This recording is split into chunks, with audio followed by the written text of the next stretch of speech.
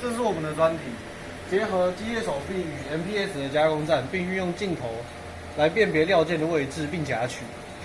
首先，我们要按下急停并解除急停，然后切换至 Auto， 再按下 Start， 系统会开始运作。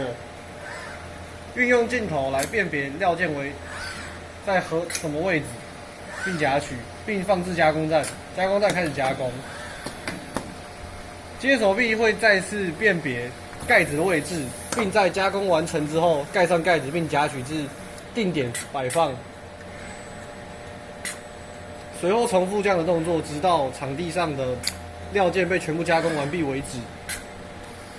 料件摆放的位置是事先设定好的，会以2排的方式呈现。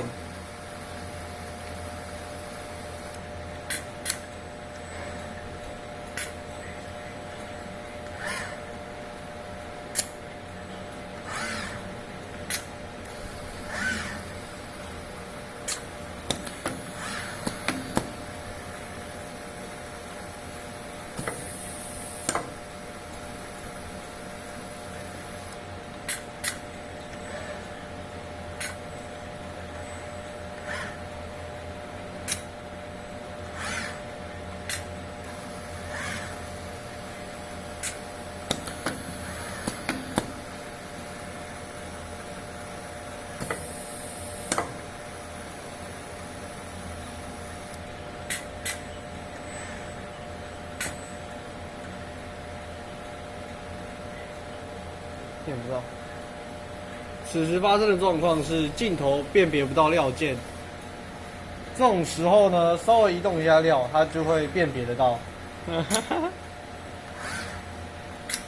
太喜欢你这说法了。因为我们将镜头设置为，如果辨不到料件的话，便会重新再次拍摄，直到辨不到为止。而辨不到的原因可能是因为环境太亮或它没有变到盖子。再移动一次啊！啊，拍到了！有可能是因为环境太暗的关系。那这个你要再麻烦你了。所以我们等下可能打个灯吧。可是这个也不错啊，好像也不错啊，可以自行解决问题，是不是？可是闪失处理就是我的问题。对。但是就是稍微动一下系统就可以自动解决这种事情。系统摆放完成，随后便回到原点复归。我再拍一次全景。